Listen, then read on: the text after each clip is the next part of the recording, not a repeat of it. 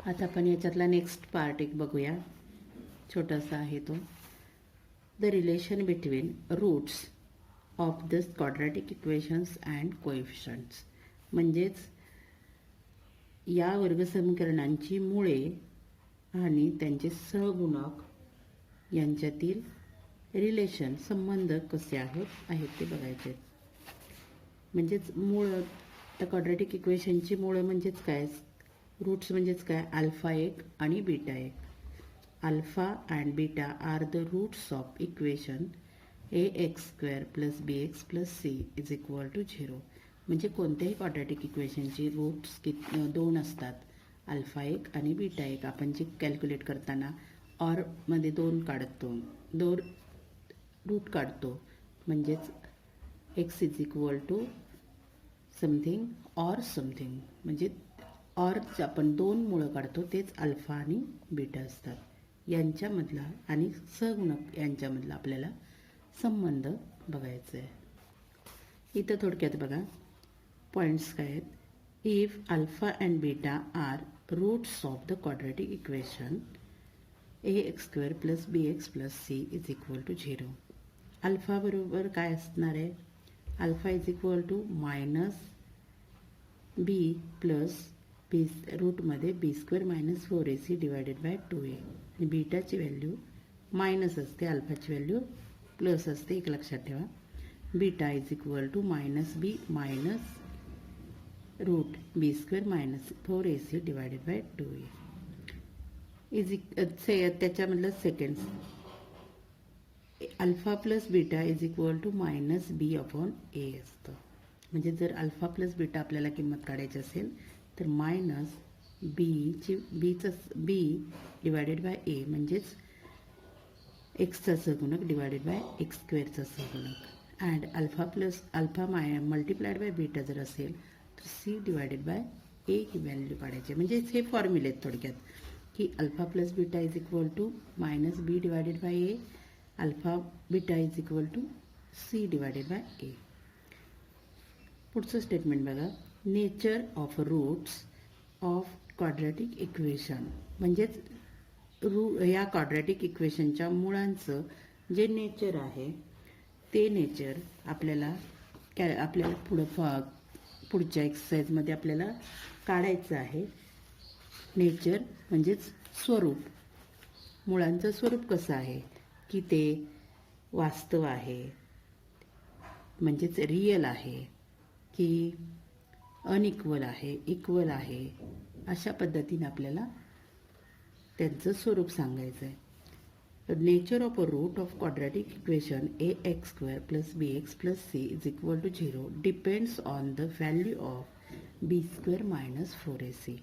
म्हणजे या b² - 4ac ची व्हॅल्यू कशा पद्धतीने येते, मायनस येते, प्लस येते की 0 येते, यावरून आपल्याला क्वाड्रॅटिक इक्वेशनचं नेचर म्हणजे रूटचं नेचर म्हणजेच मुळांचं स्वरूप आपल्याला का सांगता येतं. Hence b² - 4ac is called discriminant and it is denoted by Greek letter delta. याला डेल्टा म्हणतात.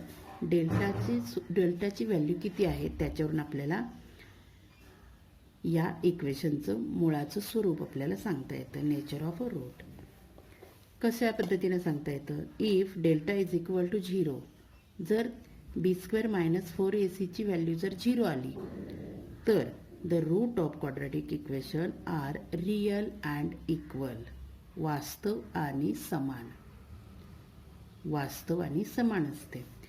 If delta is greater than 0 म्हणजेच पॉझिटिव्ह नंबर आला, b² - 4ac ची किंमत जर प्लस आली, पॉझिटिव्ह आली, 5, 10, 15 अशी पॉझिटिव्ह आली, तर then roots of quadratic equation are real and unequal. ते वास्तव आहेत, पॉझिटिव्ह आली, प्लस आली तर वास्तव आहेत, पण काय आहेत, अनइक्वल आहेत, म्हणजेच असमान आहेत. आणि if delta is less than 0, जर b² - 4ac ची जर व्हॅल्यू मायनस आली, निगेटिव्ह आली, तर then the roots of quadratic equation are not real.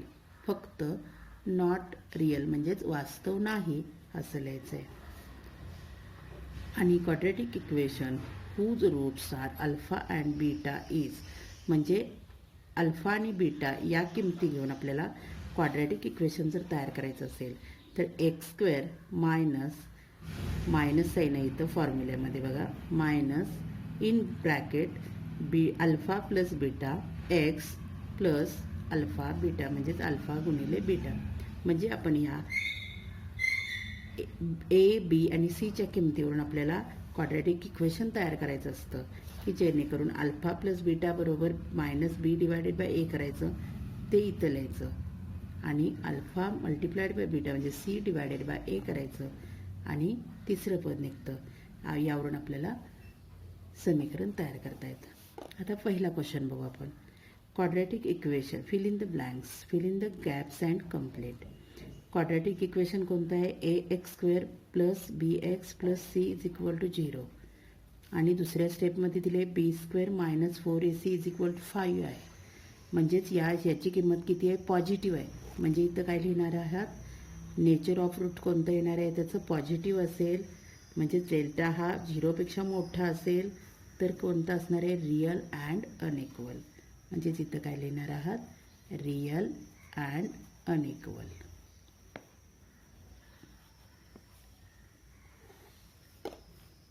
B square minus 4ac is equal to -5. जर डेल्टा हा रूटपेक्षा लहान असेल, 0पेक्षा काय आहे? डेल्टा हे लहान आहे म्हणजेच वजा आहे, म्हणून काय असणार आहे इथं? Not real.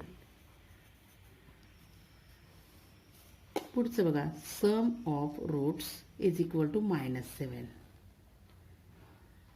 Some of root is equal to -7 म्हणजेच रूटची बेरीज म्हणजेच अल्फा प्लस बीटा जो इथं दिलेला आहे, alpha plus beta is equal to काय आला?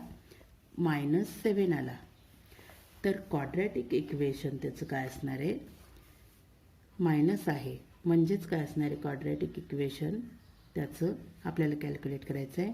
याच्यामध्ये कॅल्क्युलेट करायचं आहे, याच्या रूपात लिहायचं आहे एक्स स्क्वेअर मायनस, आता इथं मायनस आहे आणि सम ऑफ अल्फा प्लस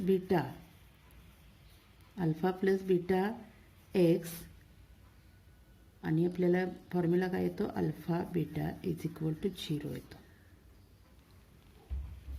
म्हणजेच एक्स स्क्वेअर आणि सम ऑफ व्हॅल्यू किती आहे? -7 म्हणजे -7 आणि अल्फा बीटा किती येणार आहे त्याचा? अल्फा बीटा म्हणजेच आपल्याला दोघांची बेरीज -7 आहे आणि प्रोडक्ट ऑफ रूट इथं सांगितलं आहे. Alpha beta product of roots म्हणजेच अल्फा मल्टिप्लाइड बीटा किती आहे? 5.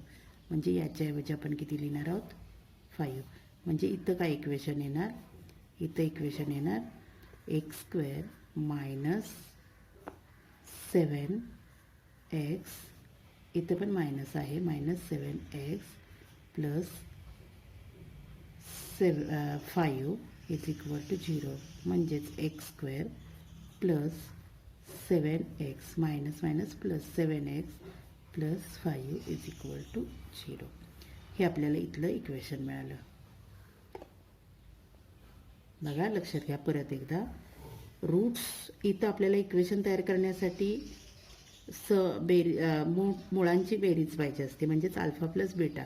इथं अल्फा प्लस बीटा दिलेला आहे म्हणजे सम ऑफ रूट्स म्हणजेच alpha plus beta is equal to किती आहे? -7.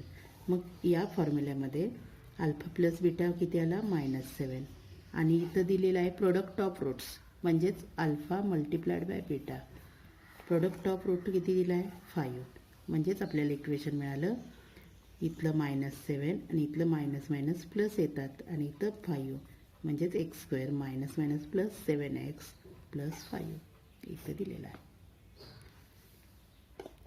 नेक्स्ट आहे if alpha beta are roots of quadratic equation.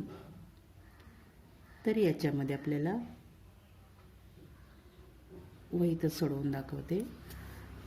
की जेणेकरून तुम्हाला ए बी आणि सीच्या किमती घेऊन हे सोडवायचे आहेत.